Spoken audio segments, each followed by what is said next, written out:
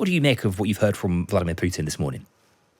Well, if you listen to his whole speech, he's basically threatening to liquidate or kill Wagner troops, and I guess that would include Prigozhin. And so this is now he's laid down the gauntlet. That this is there's no negotiation. It's either Putin or Prigozhin, and the next hours and days will determine whether Prigozhin can create the momentum with his 25,000 troops, whether the Russian military will lay down their arms, whether they will successfully kill Prigozhin.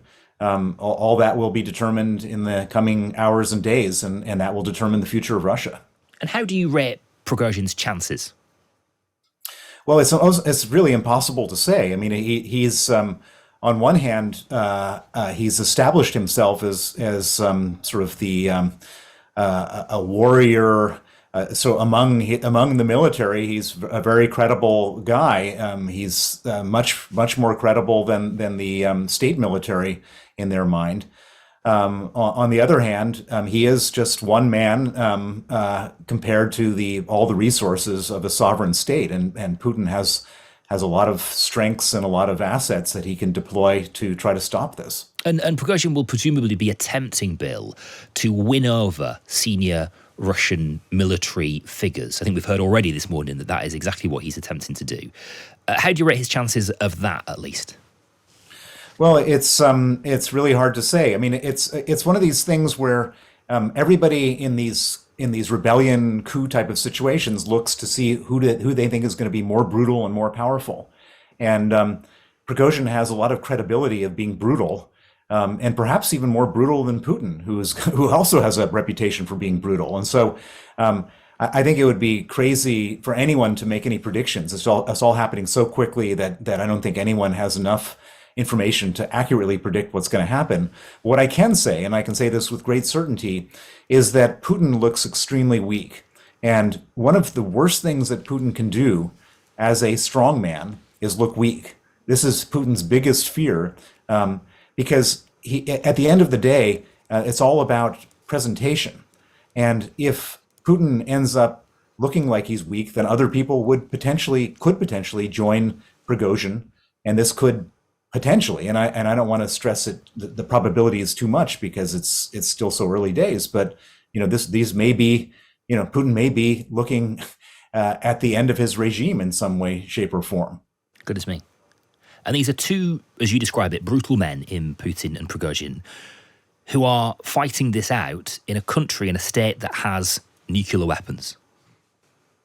That's correct. But I mean, it's hard to imagine that they're going to use nuclear weapons on themselves. So far, they've threatened to use nuclear weapons at some point against Ukraine. But it's just there's just so many uncertainties here. You also have the Zaporizhia nuclear power plant that Russia controls that Ukraine has accused them of plotting some type of sabotage. I mean, there's so many things that can go wrong right now. We're in such a dangerous moment in history because of all this stuff that was started by Vladimir Putin on February 24th. Right. We're just hearing, Bill, just in the last few minutes from the UK's Ministry of Defence, an intelligence update that has suggested that some Wagner units are moving north or most certainly aiming to get to Moscow. We know, of course, that they have been in Rostov-on-Don, which is a very important military and sort of city for Russia. Can you just give us a bit of a sense of the logistics here? How likely is that to be happening, and how long would it take, and what does it mean? Well, it's a long distance from Rostov to Moscow, but and of course there's an enormous sort of physical presence that to defend Moscow, to defend Putin. And in theory, that there's if you just look at the numbers, there's no way that a small group of Wagner soldiers can take over Moscow, with one huge caveat, which is if those soldiers don't resist. It's entirely plausible that, and we've seen this with Rostov, that there was no confrontation, that they just showed up and everyone laid down their weapons. If that happens, if the sort of people defending Moscow decide that they're not going to fight with Wagner soldiers, then anything could happen. And we just don't know, and it's hard to make any type of predictions about what the level of duty and resistance is going to be of these soldiers that are protecting Moscow on behalf of Putin. Well, I can also tell you, by the way, that security update, that intelligence update from the UK Ministry of Defence does suggest that some Russian troops, and I quote here, have likely remained passive acquiescing to Wagner. So they have remained passive as those Wagner troops have passed through. It also sort of repeats what you said there, Bill. Over the coming hours, the loyalty of Russia's security forces, and especially the Russian National Guard, would likely to be key to how this crisis plays out. We'll bring you any more details on that as we get it.